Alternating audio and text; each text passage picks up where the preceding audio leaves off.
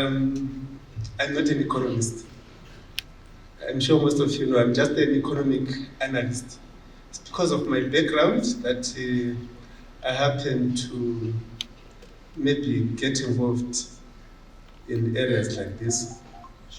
I'd like to congratulate the governor on his appointment. I know he doesn't remember me. The first time I was introduced to him by Uching Dube Baba. I think his sister had died. And we had a good chat, and then said to me, let's exchange numbers.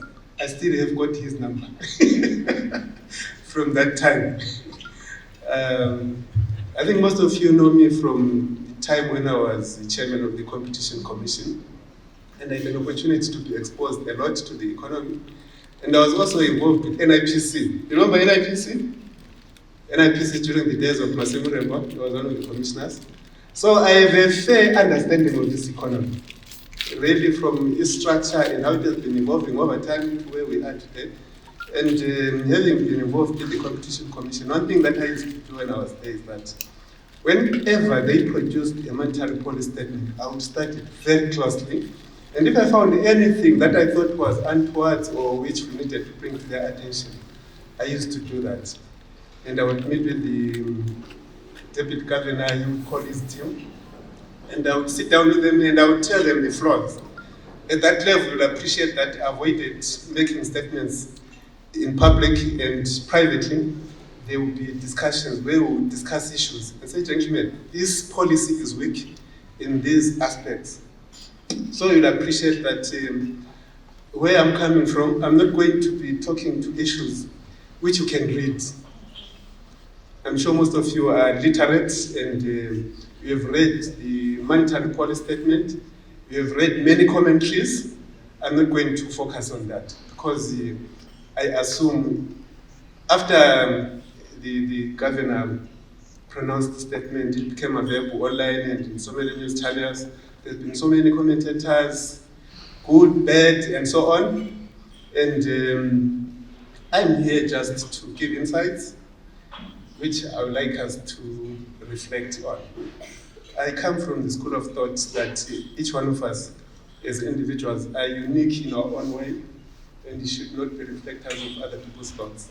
So I come from that thinking process. I'll talk as do, and I think most of you who are accustomed to me know how I tend to think. When I read through the statement as given, and I was asked yesterday to come and give a presentation, so I haven't prepared anything really. Most of what I'm going to say is already in my heart. I thought about the RPZ and this role in the economy. So whatever I'm going to say, it is based on these aspects that I see as the role of the bank. It is an advisor to government. And I think that is very important, it's key. It is a policy advisor to government, and playing that role is very important because it then affects all of us as the families, as businesses, wherever we are in our sphere, who are affected by the role of the Reserve Bank as it works with government. Hence the new currency and what has been happening over the years, which has affected all of us as citizens in this country. I also thought about the bank as the bank of government. Government banks with the Reserve Bank. And then I thought about the Reserve Bank as a regulator. When you read through the statement, you can see all these topics. That's what I picked. That this is the role of the bank. They're a regulator. That's why they came up with the policy on bank charges, that when the bank balance is consistently around $100, they stop charging, bank charges. And so is that you encourage people to keep a certain amount of money in the bank rather than draw everything, or that as a banker, you put money in the bank, or as a deposit rather, put money in the bank, next time you go there, you are owing the bank because of fixed charges. I thought that was quite interesting for me. So that's there are people as a regulator, as a supervisor of banks, then as a facilitator. They're a facilitator for economic activity, and also they're an economic player. So what I'm going to say briefly, it is around these issues. The RPZ as an advisor to government, as a a banker to government, as a regulator, as a facilitator, and as an economic player. As a policy advisor to government, they obviously came up with the issue of new currency. And I think that is what is on top of our heads, all of us, and the implications that it has got on the economy. So I thought one of the major hurdles of introducing a currency as we have done, you'll appreciate, is the competition that this currency has with other currencies, mainly the US dollar. That is a fact. It will always be there in the minds of all of us here. Being given preference to either have a US dollar or a local currency, we will choose the one which we think we trust, as the mayor alluded to, the issue of trust. So the issue of that competition, it's very intense competition. Can't take it away. It is a fact. So the Arab is that in terms of how it is dealing with all of us, it is to recognize that fact. That competition is intense.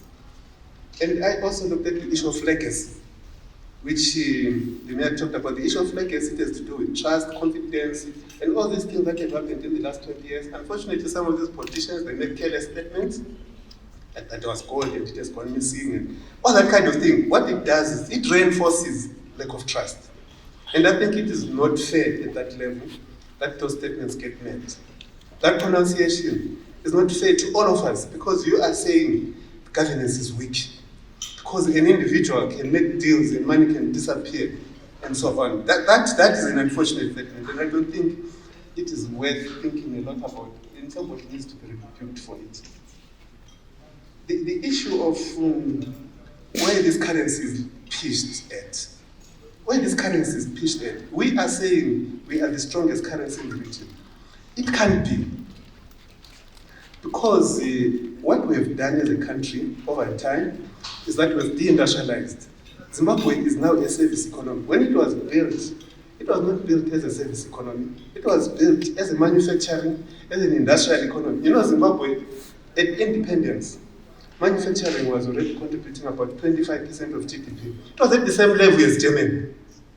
Industrialized, and unemployment was low. And because we have not managed the economy properly, we have deindustrialized so much to the extent that we have become a service economy, and we don't know how to run a service economy. The UK or London economy is a service economy. You look at how it is structured, education, research, a lot of things which are service-based. That's what constitutes that economy. And we are here, commodity broking. In the UK, they will sell gold, they will sell cereals, they will sell anything, because it is a service economy. We are not a service economy.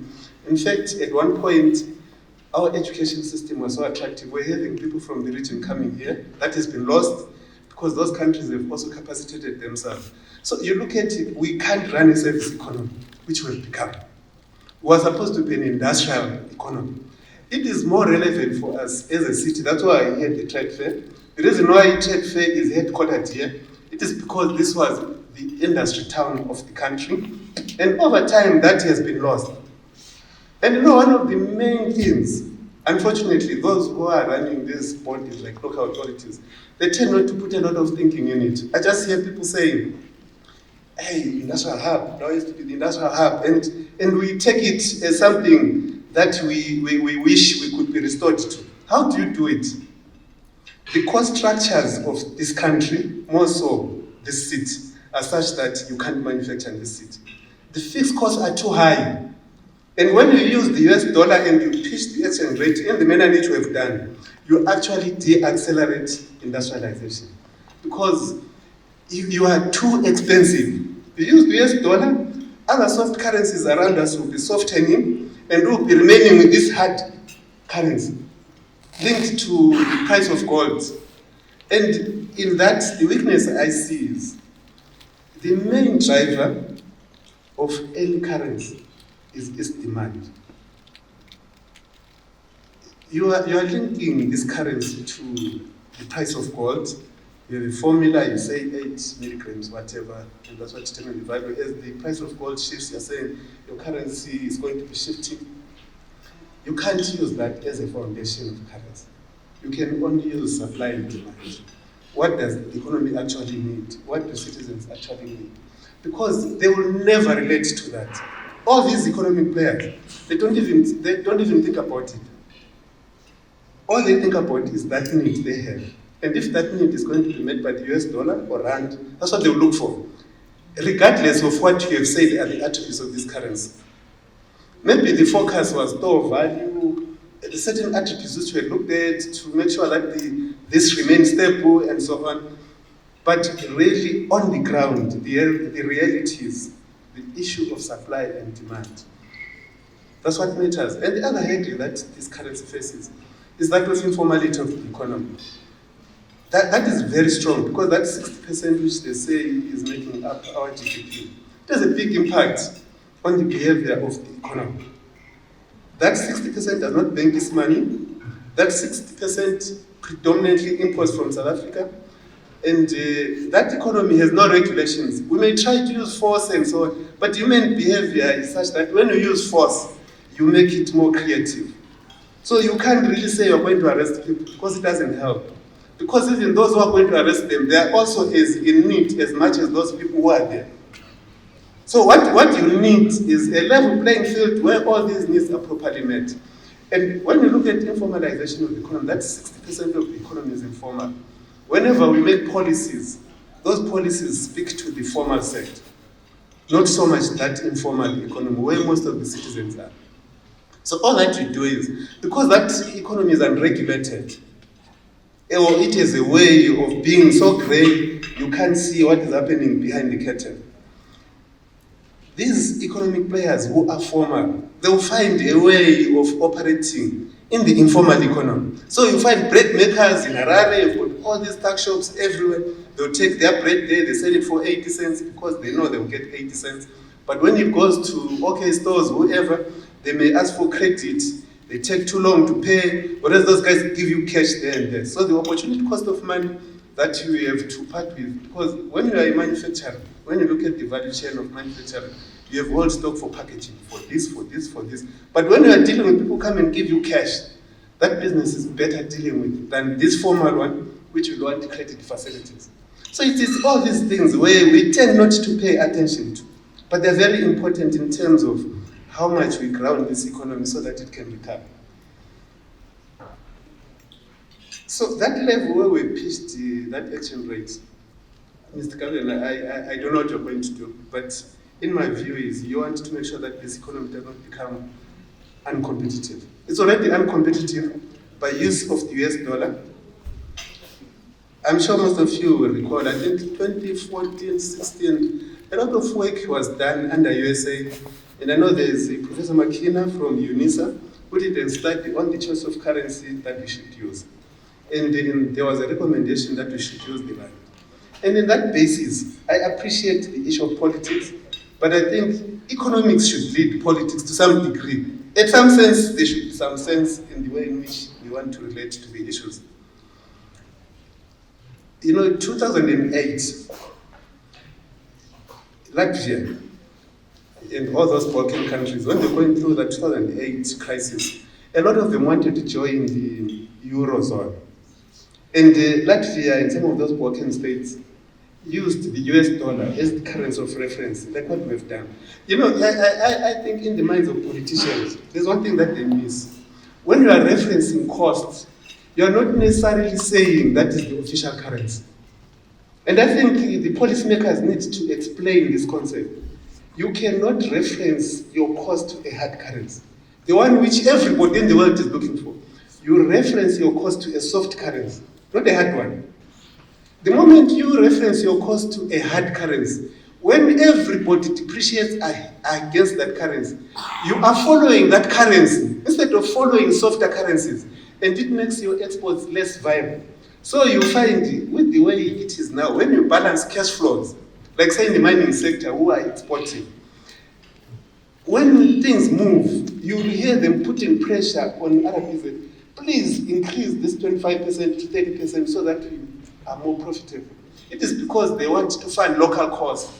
But when those local costs are following a hard currency and the exchange rate is moving in tandem, you are making those exports less and less and less profitable.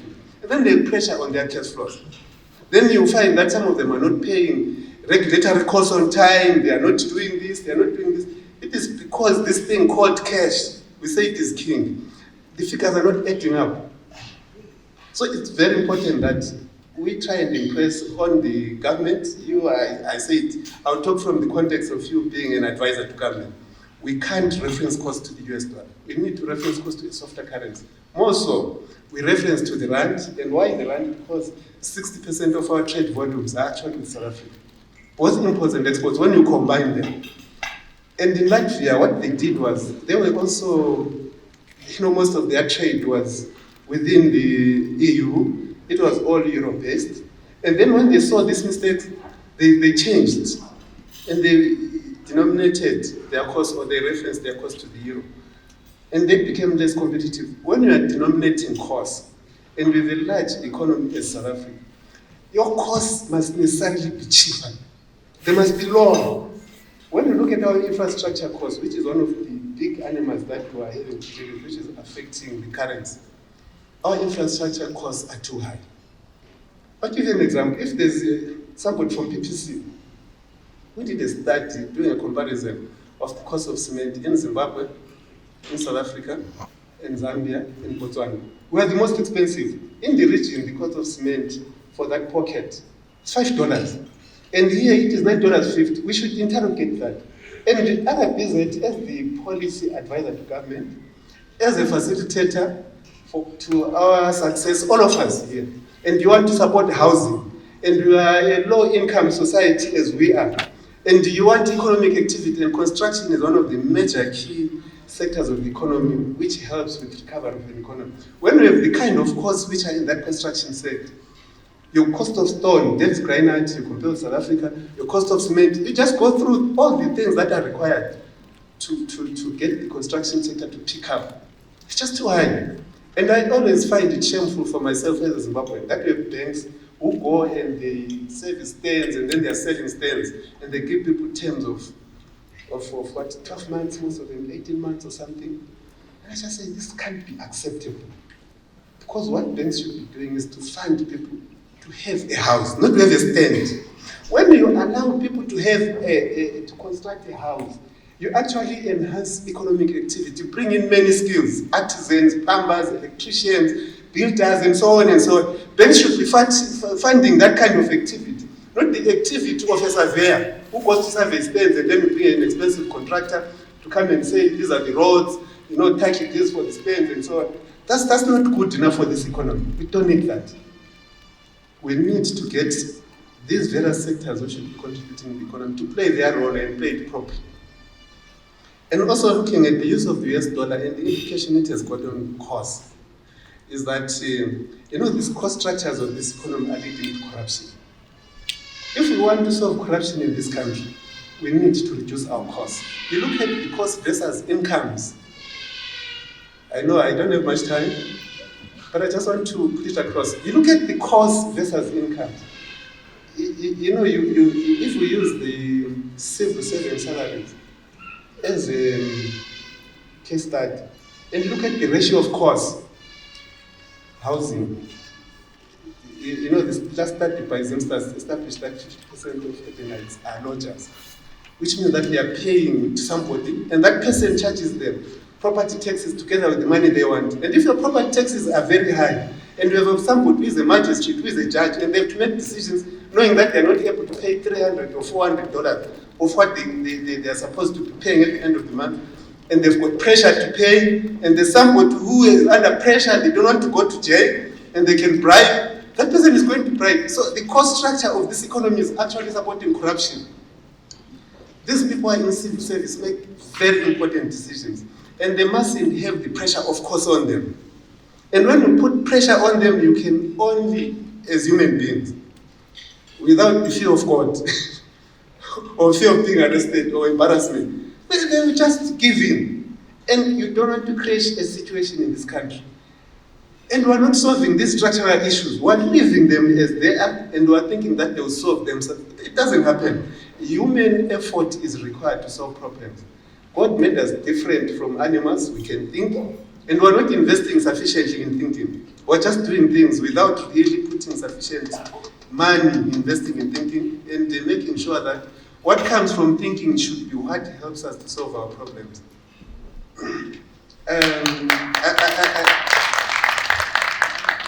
I think I've spoken about infrastructure costs. Infrastructure costs, they need to be looked at too high, this government. In 2016, I remember we were at a CZI Congress in Gweru. And it is Busisa, our current HE was the deputy president at that time. And he said, my vice president, there's another young man in another economy who is speaking to his president about infrastructure. That we need to have infrastructure that does not just impact us today, but the future. Because when we don't fund these infrastructure projects properly, efficiently, they are high cost, whatever inefficiencies are carried in them.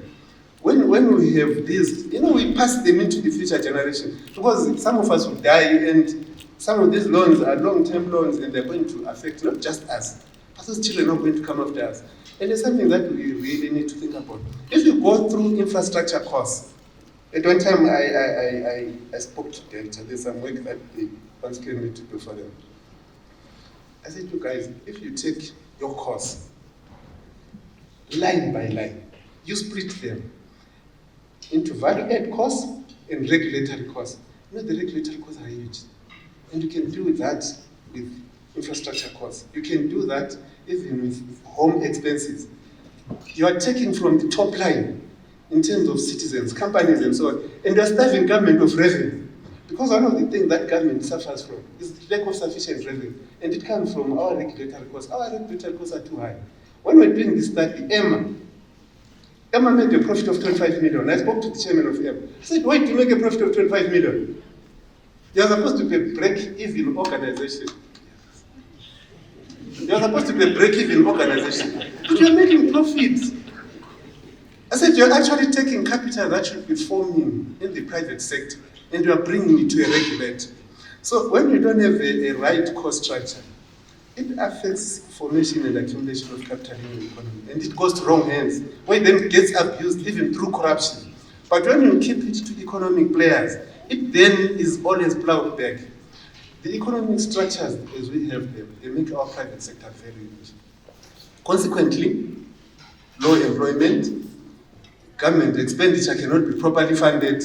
I mean, I can go on, but I think I'll stop here. I'm sure we'll have an opportunity to discuss.